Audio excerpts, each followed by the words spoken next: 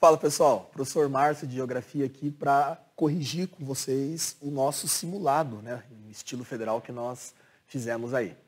Vamos começar então? Bom, a primeira questão, a questão 69, ela diz o seguinte: a Grande Guerra de 1914 e 1918, no caso a Primeira Guerra Mundial, dará grande impulso à industrialização brasileira. No primeiro grande censo posterior à guerra realizado em 1920, os estabelecimentos industriais arrolados somaram 13.336, com mais aí de 1.815 contos de capital e 275 mil operários. Desses estabelecimentos, 5.936 tinham sido fundados no quinquênio, entre 1915 e 1919, o que revela claramente a influência da guerra.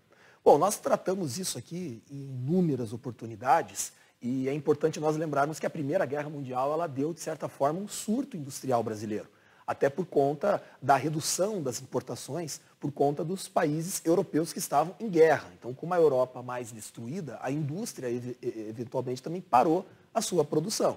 Então, com isso, o Brasil se obriga a produzir aqui o que antes vinha de fora. Então, isso vai dar, de certa forma, um pequeno salto na nossa industrialização. Mas não é nada muito relevante, né? São apenas alguns surtos pelo país. Então, ele diz o seguinte: sobre a relação entre Brasil e a Primeira Guerra Mundial, é correto afirmar. Letra A. A guerra desenrolada na Europa produziu pobreza e miséria generalizada nos países da América Latina. Bom, não é verdade. A guerra vai ter uma consequência imediata no continente europeu. E a miséria e a pobreza generalizada, de certa forma, se reflete na Europa e não necessariamente na América Latina. Não dá para fazer essa correspondência, tá ok? Letra B. Os países latino-americanos, o Brasil entre eles, tornaram-se agroexportadores de exportadores de armamentos para os países envolvidos no conflito.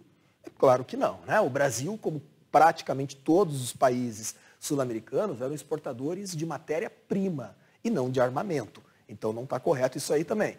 Letra C. Durante a Primeira Guerra Mundial, o Brasil conseguiu manter a neutralidade até o fim do conflito, obtendo com tal postura grandes vantagens ao vender manufaturas para os dois blocos em conflito. Bom, na realidade tem dois equívocos nessa questão. Primeiro que o Brasil não se manteve neutro até o final do conflito. A neutralidade do Brasil ela se deu nos 3 primeiros anos da guerra. Após isso, o Brasil decretou guerra, né, à Alemanha e ao grupo liderado por ela. E outro ponto importante é quando ele coloca ali o seguinte, ó, que o Brasil conseguiu vantagens ao vender manufaturas para os dois blocos. Não, manufaturas são produtos industrializados. Nós ainda não tínhamos essa indústria no Brasil. Nós éramos importadores dos produtos manufaturados. Então não está correto isso aí, certo? Letra D. A guerra levou o Brasil a diminuir as exportações e aumentar as importações. Bom, já está errado, né? Se o Brasil, de certa forma, importava praticamente tudo que vinha da Europa, com a guerra, o Brasil ele vai reduzir as importações, porque agora nós não teremos mais a Europa produzindo aquilo que antes nós comprávamos dela. Então nós não vamos aumentar, nós vamos diminuir as importações. Aliás, é por conta disso que vai favorecer no Brasil um surto industrial e a substituição daquilo que antes nós importávamos com a produção local, tá certo? Bom, e a letra E diz o seguinte: a guerra levou o Brasil a diminuir as importações, veja, agora sim, e a aumentar as exportações, tendo crescido bastante no eixo Rio-São Paulo o número de estabelecimentos industriais. Tá perfeito, né?